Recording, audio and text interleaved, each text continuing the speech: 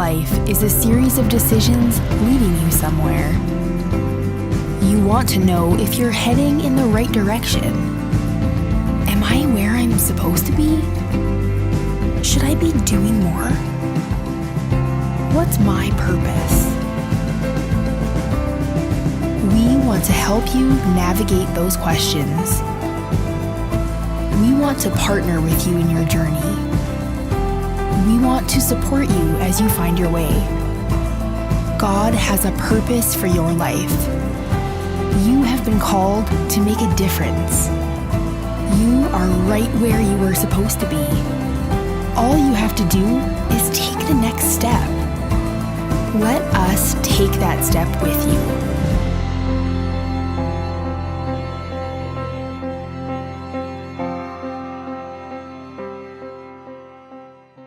We are in week number 5. We're wrapping up this series today. Glad to be kind of finishing things up, but this is perhaps one of the most important components of what we want to talk about. But before we get into today's content, I want to mention what's actually going to be happening next weekend. We're going to be kicking off a new series called One. One Changes Everything is kind of the tagline for that. But if you've ever wondered kind of what that thing is inside of you that keeps you from doing anything, and everything that you think is good or what you should do or what is right, or that thing that just kind of pushes against you, that seems to be battling within you, then next week, make sure you're here for this series. Or maybe your idea of a good sermon series is just one that like really digs in and makes you think, and you just couldn't wait for me to talk about like really complicated stuff and hard to understand things, and so this is just as deep as I go starting next week, and so maybe that's for some of you, and so you need to be here for that. Some of you though may just want a place to bring a friend. It's like I just want an opportunity to bring somebody. I want to know when a good time to be, when that would be, and so always at the beginning of a series is a great time to bring somebody, because we're kind of bring everybody along with us for the ride, and so. So make sure you're here next week. Make plans for that. Excited about that. It'll be a 4-week series. But today we're wrapping up this series, as I said, and this has been a lot of fun. But if today's your first day, you're kind of catching us at the end of our little conversation that we've been having together. And so while I think you'll know where we're going, you'll understand everything, I'll try to bring everybody along with me. But I would just highly recommend going to our website and going back and watching the first 4 weeks so that you kind of know better what it is we're really talking about, and everything that has brought us up to this point today. And so I just encourage you to do that. So today, in order to kind of get us all on the same page, though, let me just make sure that we know where we're going. 3 years ago, we launched Ridge Church, literally to the day. It was the last Sunday in September. It was a crazy day, to say the least, but we knew some things about who we wanted to be. We didn't know what was really going to ultimately transpire, how things were going to happen, but we knew the vision that God had given us, and we knew who we wanted to be as a church. And one of the things that we thought was most important for us is to help people figure out a way to assimilate into Ridge Church, into any church for that matter. I think a lot of churches fail in regards to this, because we just kind of make the assumption that everybody walking through our doors knows what to do and knows where to go and knows how to get plugged in. And so that's why, if you've been coming for any length of time, like you hear us say some of the same things week in and week out, and it's because we make the assumption, instead of assuming that everybody knows what to do, we make the assumption that there's going to be a new face with us every single service. And that's what's happened since we launched, every single Sunday. And so we just assume there's going to be new people that don't know how to get plugged in, that don't know the lingo, that don't know everything about us. And so we wanted to create a simple, clear step and avenue to get plugged in, to learn more about us and how they could really plug in. So we created something called Navigate. That's why we called this series Navigate. And we just began offering every single week after the 10:45 service, we began offering a class that was really a 4 weeks, four classes. It was kind of in succession over the course of a month. And you could go through these and learn about our vision and values and who we were and all that. And it just became kind of arduous, a little bit difficult for people to actually finish that and complete it. And so especially for a small congregation, that meant that some weeks nobody would show up. And so we were like, at the beginning of this year, we said, okay, let's just reevaluate. let's see if we can't come up with a better way, because we still want to do this, but we want to make it better. We just always want to make things better. And so we asked ourselves the question, what was the point? What's the point of Navigate? What is like the one thing, if we only had one opportunity to sit down with somebody and talk about where we're going and how we want them to plug in with us, what would be some of the essential things that we would want to share? And so that's where we kind of came up with this new idea. Now we're doing it just once a month. And so we kind of pack everything into one evening together of the first Sunday evening of the month, and that's been going good the last couple of months. And so what we did is we took all of that and we put it in the form of a series, which is what we're finishing up today, because we thought this would be a good thing to kind of revisit with people who have been here since the beginning, because some of you remember that process and you're thinking, I don't have to go back through Navigate. So we wanted to kind of bring you along, but then people who have just been around for a short while as well. So that's what brought us to where we are today. And talking about Navigate and how we can help. And so over the last few weeks, this is sort of what we have said, that as a church, we want to help people navigate through some of the difficult seasons, the difficult times of life, some of the difficult questions that we often have. And it usually goes something like this. A situation will occur, some sort of life transition, a relationship will happen, something will confront us, and we'll wind up looking backwards and wondering, how did I get here? How did I get to where I am? Where am I going? What direction am I heading? What's my purpose? What do I do? And oftentimes when people begin asking questions like that, they wind up in a place like this. That's so often what happens. And you find people in a church and they're interested and curious and willing to reconsider some things about faith and Christianity. They're not real sure, they're skeptical, but willing to at least reconsider some of the claims of Jesus. And so we just want to partner with that, not because we think we've got all the answers, but because we do know the one who does. And so we invite people into that relationship. And so it becomes apparent to us that some of our primary responsibilities to people walking in the doors is to create opportunities for people to, number one, encounter Jesus, and then to find belonging. And for some of you, it's like, well, I've been in church a long time, and that seems pretty obvious to me. I know that. That's the mission of the church, is, to invite people into a relationship with Jesus, to help people find some belonging and some connection so that they grow in their faith, right? But there is a missing component, and you probably recognize that there's more to the story. And that's where we're going today, because it's at this point, I love this part in Navigate, when I get to sit kind of face-to-face with people. It usually works better in a small context, but when I get to look kind of people in the eye as we're sharing our story, and I help them to understand kind of this last piece, because as I present this last piece, as I talk through this, you get a real clear picture pretty quick of who's kind of in and who isn't. Who's kind of buying what you're saying and who's not, who really gets it and who doesn't. The people that don't, they just don't stay long. And it's okay, because of the culture that we've created. We're very committed to what it is we're doing. And it's this. We just think that at some point people need to begin serving, because that's who we are. And we've just said this over and over again, that serving for us really is this: to provide for others what others have provided for you.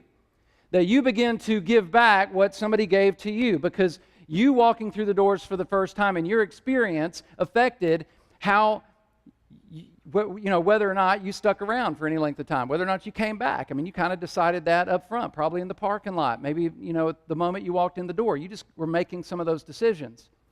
And so as you turn around and you see the purpose in that, you want to give that back to somebody and create that experience for others. And so that's why serving is so important. And here's the thing: we don't have to really push most people to do that when they have really encountered Jesus.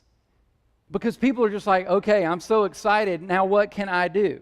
And so I've gotten connected, I've encountered Jesus, but now, what can I turn around and do? And man, it's like a light bulb comes on for people when they begin to see that. When I begin to explain to them, okay, now you realize, and it's fun, especially for the people who have literally only been for a couple of weeks, and we're sitting down together, and I say, now you realize that the very service-oriented culture that you experienced when you walked through the doors of Ridge Church, that made you comfortable, that made you feel like you could belong in a place like this, just that kind of the feeling that you had when you walked in, that is the very thing that we intentionally created so that you would want to come back, so that hopefully one day you do encounter Jesus if you haven't already, and that you find a place to plug in and belong. Because if you don't stick around for very long, then you won't have an opportunity to do those other things that we think are even more important. And so as I kind of turn that on for him, I turn it around and say, and so now it's not about you anymore.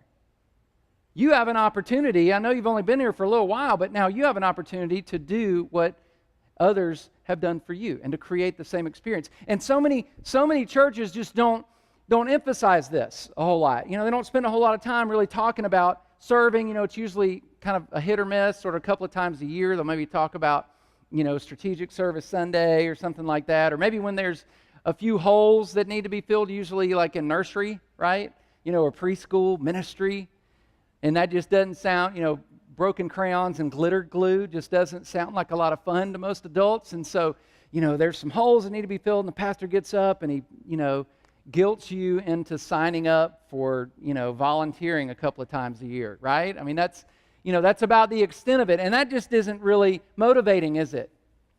If we're going to get through those first two steps, if we're going to really encounter Jesus and find a sense of belonging and connection at a church like Ridge Church, then at some point it's got to turn around and connect for you that you have an opportunity now to provide for others what they've provided for you and to begin serving. But we need to be motivated for that, don't we? I mean, there has to be, you ready for this? There has to be a sense of urgency if you're ever going to do this with any consistency. I mean, you just won't want to do it for very long because, coming up here and setting up and tearing down and practicing and preparing and planning and, they changed this week and now it's this and, I don't know, I have to get here early and sometimes I have to stay late and, it's inconvenient and that doesn't sound, and the only way that you're going to do that for any length of time is if you are motivated to do so. If there's some incentive, if there is a sense of urgency in you. And I want to go back and I want to look at a couple of snippets, just a couple of pieces of stories from the Gospel of Mark, because in here I think we get a glimpse of what some of those very early followers of Jesus really began to look like and how they began to process just being around Jesus, being in a relationship with Jesus, actually watching what he did as he taught and as he healed, and the way that they were excited and hopeful and wanted something. Mark's gospel is the second of 4 accounts of the life of Jesus. It happens to be the shortest, and it's because he just kind of jumps over all that front stuff. He doesn't talk about the birth narrative or anything. He just jumps right into the ministry of Jesus. In the first chapter, Jesus is traveling all around kind of his home turf. He's in Galilee, which is north of Jerusalem. He's around the Sea of Galilee. You may have heard of that. Also the Lake of Gennesaret, it's called as well. And he had moved from Nazareth and kind of planted himself. He grew up in Nazareth, but he wound up in a place called Capernaum, which is just a small fishing village. It's still there today. That is on the northwest corner of the Sea of Galilee. And that's where he kind of set up shop for his ministry, so to speak. And that's where he began, kind of central location, but he was traveling all around the region in all those little towns, all those little villages, teaching and preaching and sharing what God was going to be doing. And he was healing people and performing miracles literally in front of thousands of people. And so you can just imagine kind of the buzz that was going around about Jesus. They knew about this guy. They wanted to be in front of him. And so listen, picking up chapter 2, verse 1, Mark 2:1.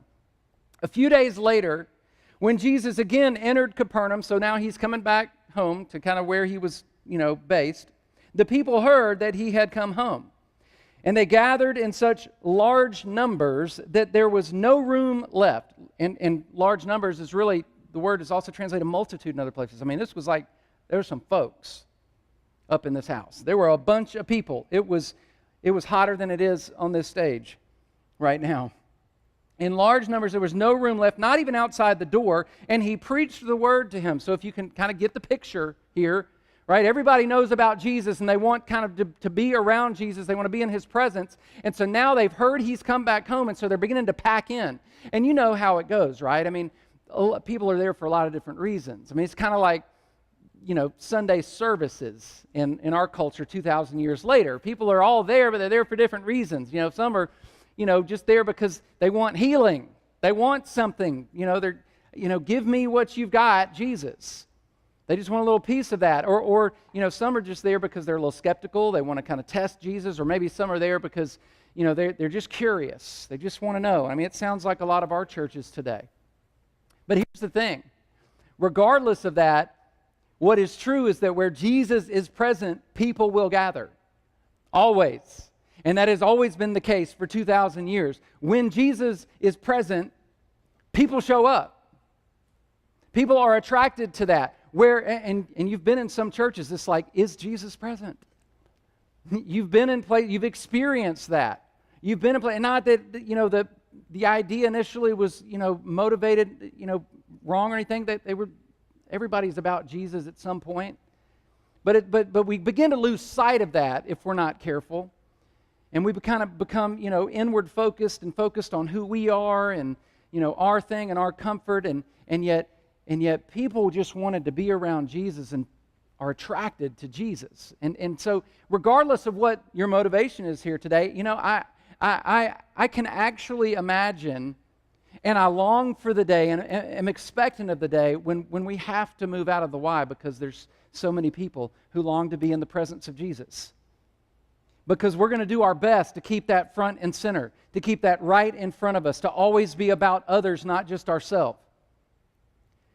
And so we just know, I know that day is coming when we won't fit here. And I don't know where we'll go. I mean, we're going to, try to afford building at some point, but we're going to need y'all to jump on board with us at some point for that to ever happen. But I don't care. It just doesn't matter. We'll figure something out. We'll meet in a tent. I don't care what we have to do. But I just know, and I can envision the day when that begins to happen, because people will gather where Jesus is present. And listen to how he continues. You've got that picture in your mind. So some men came, bringing to him, Jesus, a paralyzed man carried by 4 of them. So there are a lot of people. They had, a mutual friend, and 4 of these guys were actually bringing him on a mat into the presence of Jesus. They wanted to bring him to Jesus. There was something about Jesus that they knew he needed, and they weren't content with just saying, hey buddy, we'll pray for you. Praying for you, bye now. Instead, they were, no, we're going to take you to Jesus. You need actually to experience something. All right, so here we go. Verse 4, since they could not get him to Jesus because it was kind of crowded, because of the crowd, they made an opening in the roof. Just think about what this might have been like. They made an opening in the roof above Jesus by digging through it, and then lowered the mat the man was lying on, and just placed him right at the feet of Jesus. Now, just kind of get this picture. I mean, there's people literally spilling out of the door. It's too much, too many people. I mean, they could have come up with excuses. Well, Jesus isn't even healing anybody today. I mean, he's just teaching. He's preaching right now. There's a lot of people. It'd probably be easier if we come back tomorrow. The crowds will have died down a little bit. Maybe we can reschedule. I'll get with his personal assistant, and I'll set something up for later, and then we'll get you in here, to the doctor. And things will be fine. They didn't do that. Instead, they take this guy up the outside stairs. I mean, I just can't imagine, what the thought process. Well, let's go dig a hole in Peter's roof. Because as far as we can understand, this was probably Peter's home. And it's like, well, let's just get up there and just dig through the mud and the thatch, and let's create a way to get him down in front of Jesus. I don't care how inconvenient it is. I know I've got some other things on my schedule. I know that it's a little difficult, that it might not be on Jesus' agenda for today, but we have got to get you in front of Jesus. There's such a sense of urgency here.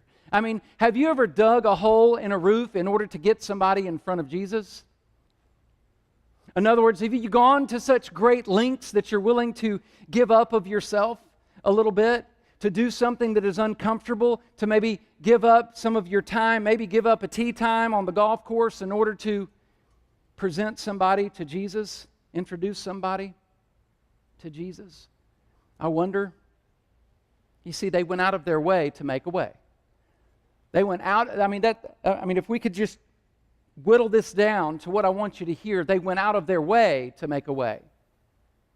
Oh, I'm about it. Like, I know this is what the mission of the church is to show people Jesus, to glorify God. Like, yes, we want to do that. I want to show people Jesus, but, I'm busy right now. I'm busy right now. I've got my family, my job. This is a busy season for us. When I retire, though, I'll be ready. I'll be able to volunteer more of my time at the church, and I'll have a little bit of extra cash, and so I'll be able to do more then. These guys were like, I'm not waiting.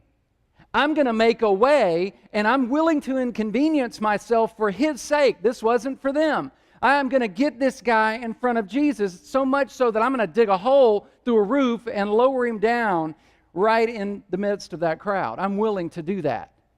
Whatever it takes, nothing's going to stop these guys. And then listen to the response of Jesus. When Jesus saw their faith, you with me there? When Jesus saw their faith, he said to the paralyzed man, "Son, your sins are forgiven."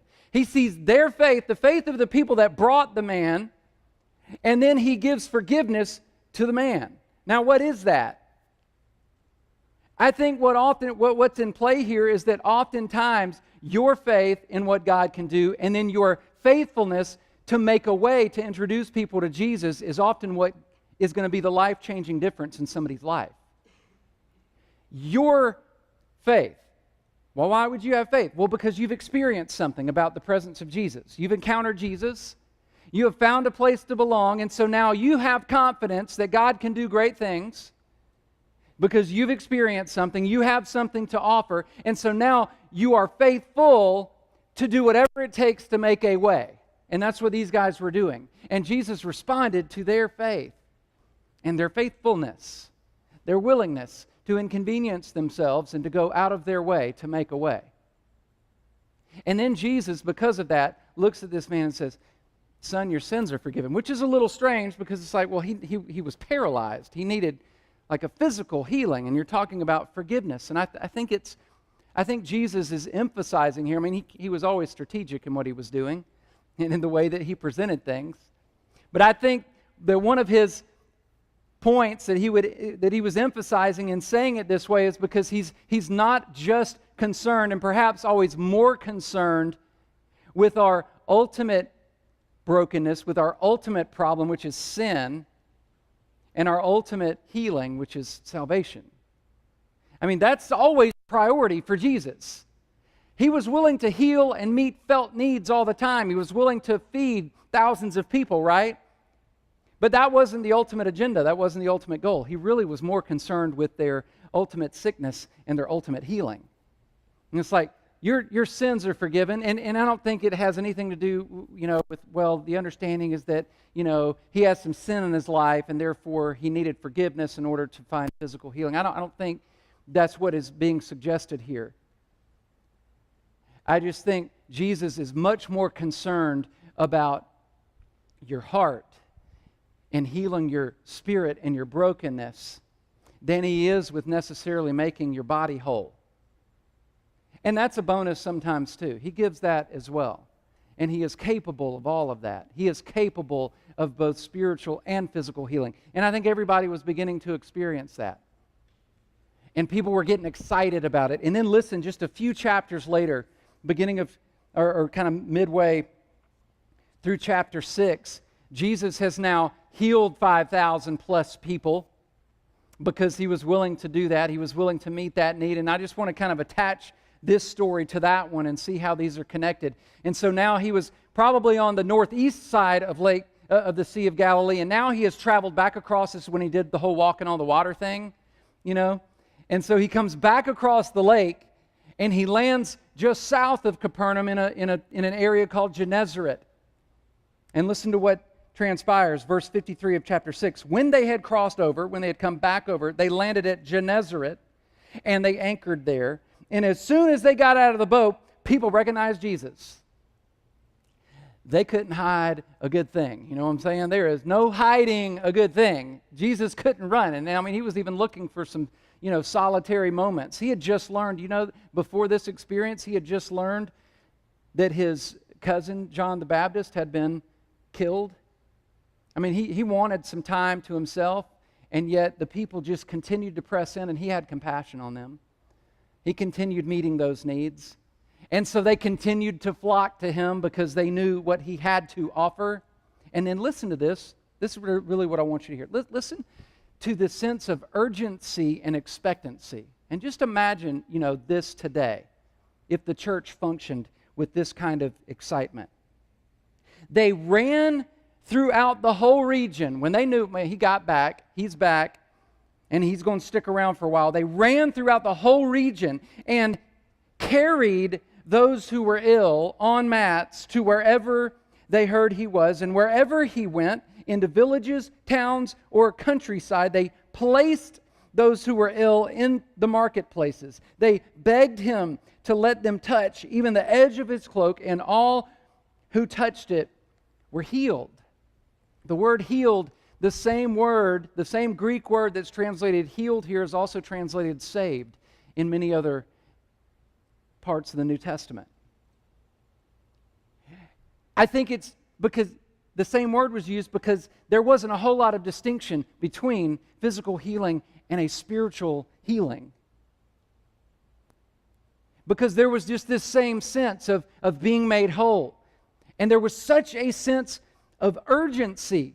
I mean, I just tried to imagine, what this might have been like during these weeks and months and however long this was taking place as Jesus stayed in that area. And literally people were just running through, just like scooping people up. They had bulldozers and they were willing to just like push people. Hey, Bob, you've been there for a while. You need healing? Come on. I got a few with me. I got a couple under my arm. I'm carrying them like footballs through the streets because I am ready to just place people at the feet of Jesus. Why? Well, because I was healed and I experienced something, and I have the faith to know what God is capable of through His Son, Jesus. And so I just know that you need to experience that. You have got to be there. I have got to get you there. You can't get there yourself, I'll carry you. I will put you out in the marketplace and wherever it takes, whatever it takes, to be at the feet of Jesus, because you just need to just touch His robe and you're going to find healing. And that is who the church has been for 2,000 years. Because on the heels of Jesus leaving, this continued to be the purpose and the mission of the early church. Just like this.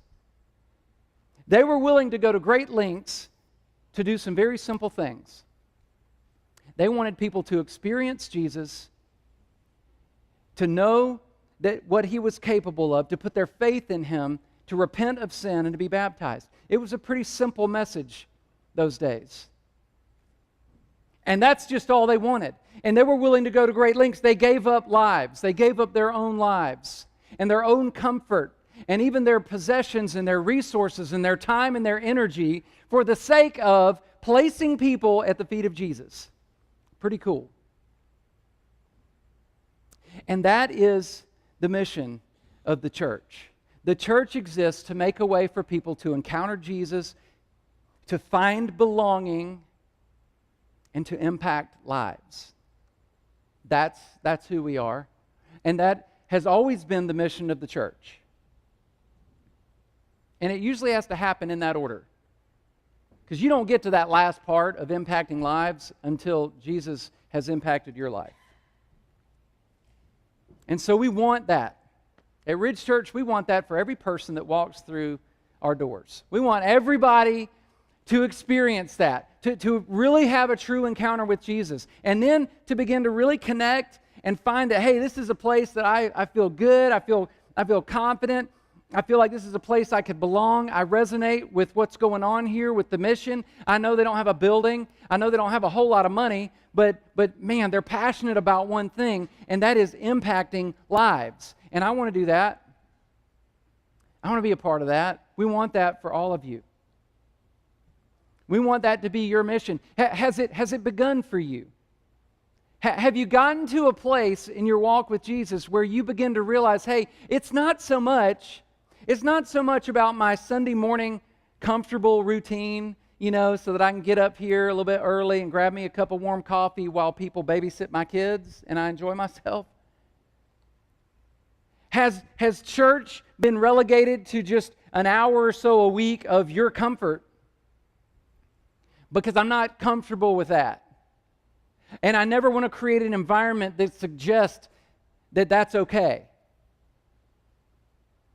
Because while, for those of you who are here for the first time or have just been coming for a while, it is right now just all about you.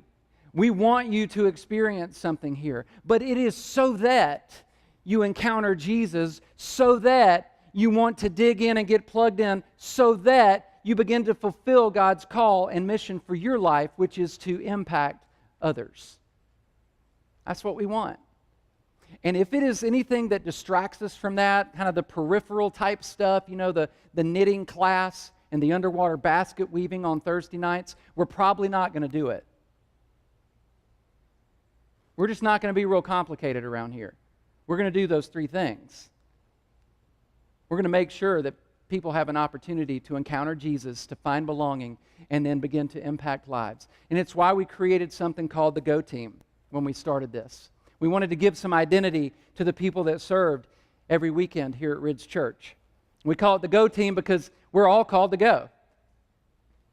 We're all called to go and to impact lives, to go wherever we can into the streets and into the countryside and gather people up and scoop people up and bring them here and usher them into the presence of Jesus, to free them from distraction and to perhaps inconvenience ourselves and be willing to do that, to make some sacrifices of our own in order to introduce people to Jesus, in order to make a way, to be willing to do whatever it takes to make a way for people to encounter Jesus. And that's what the Go Team does every week. That's what our people do. It's why they are willing to put on, they don't put on their church clothes. They put on a shirt. They put on a t-shirt. And they show up here and they identify themselves as part of something that is beyond who they are, that is beyond their own level of comfort. A willingness to make some adjustments in their schedule. A willingness to give some things up of who they are. And I want to challenge each of you to consider being a part of that today. And this is not like, I assure you, this is not an end around kind of message. It's like, oh, there it is. Like you just wanted us to serve because you've got some holes to fill. Negative. Today happened without you. I mean, it did. And it went pretty great, to be honest with you. Apparently we need somebody, with the lights and with the sound. Corey, I'm just... somebody to show me that I need to put my mic on, No, we're able to do this with really a fairly limited crew. I mean, we have probably about 100 people right now, kind of a mixture of that every week, week in and week out, that serve and that help.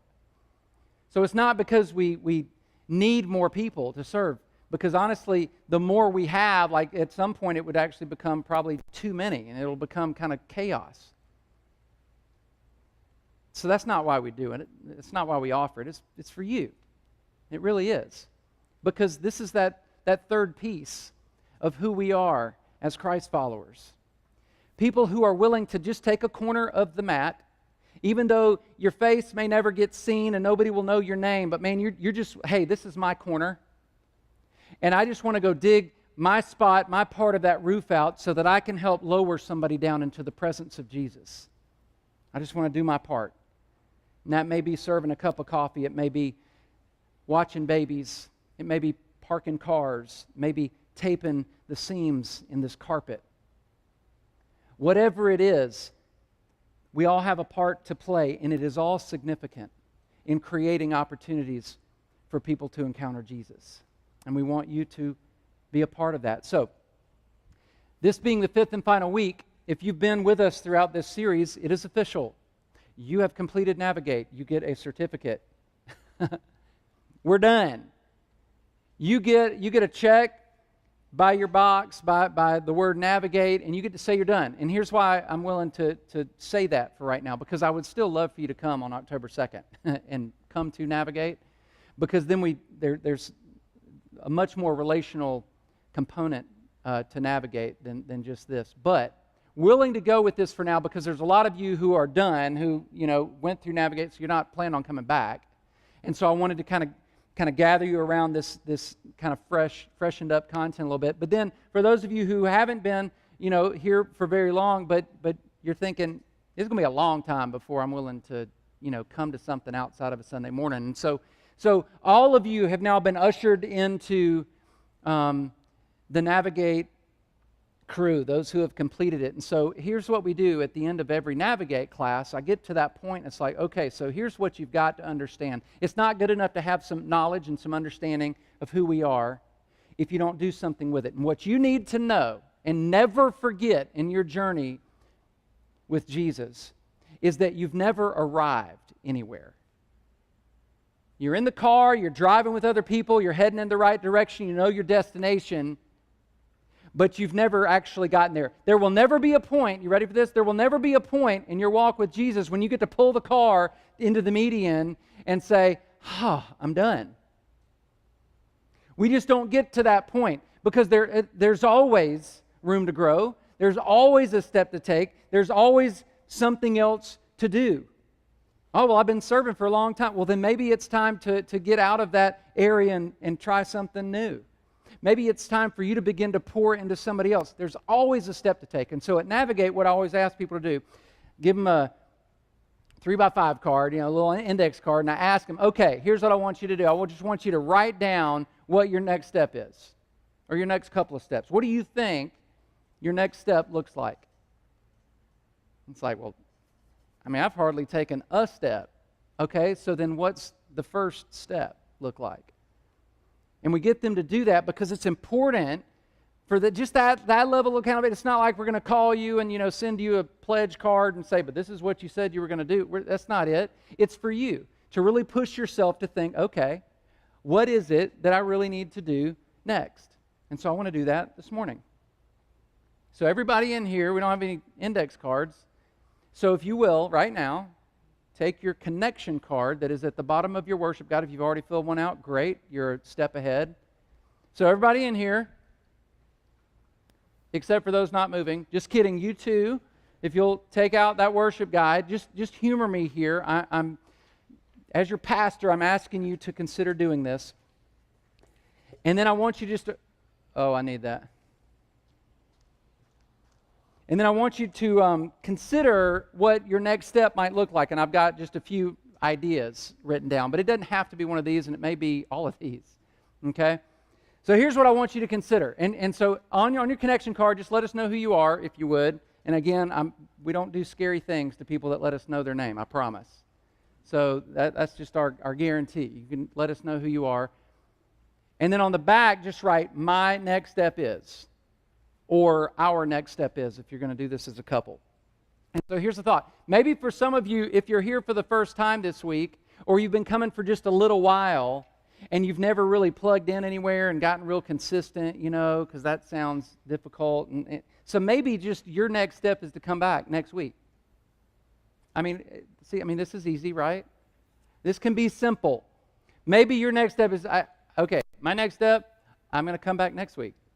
And so we're totally good with that. And we've had people that actually come in to Navigate, and that's been their next step. You know what? We're not ready to really plug in, but we are going to come back. We know we're coming back.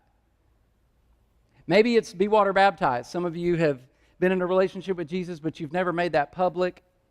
And so maybe that's your step, and you've just kind of been avoiding it for a while. Well, let us know. We'll make sure that we baptize you the next time that rolls around. Maybe it's join Ridge Church. We actually have membership here at Ridge Church. We just don't talk a lot about it because I think it's confusing for people. Because membership, really sounds like something that comes with benefits. You're a member of a club. It sounds exclusive, and it sounds like you benefit from being a member, when it's really more like ownership or partnership when it comes to church. We want you to take ownership of your part here, Ridge Church. And so maybe, if that's it, hey, I'd love to join Ridge Church. We will make sure that we get that packet to you in the mail. We'll send it to you. Get in a small group. That may be your next thing. Maybe sign up for Go Team Explore. That's just the next step to actually getting on the Go Team and learning about how you can serve here. And it's kind of just like a self-discovery. We do a DISC assessment and a spiritual gifts inventory, and it's really a lot of fun. It actually is. And so if you're interested in doing that, let us know. We will schedule you for that next time that we do that. So sign up. Maybe you're planning on getting on the team. And then this last one, maybe it's just putting your faith in Jesus. Maybe that's your step. It's like, I love all the other stuff, but I'm not sure I'm ready for that. I just think, where I am right now, I'm just ready to put my faith in Jesus. Because maybe there's some of you in here today that realize that you're the guy on the mat. And you realize that you've been paralyzed for a long time, that you've been stuck, and that you're not real sure what to do next, and you need healing.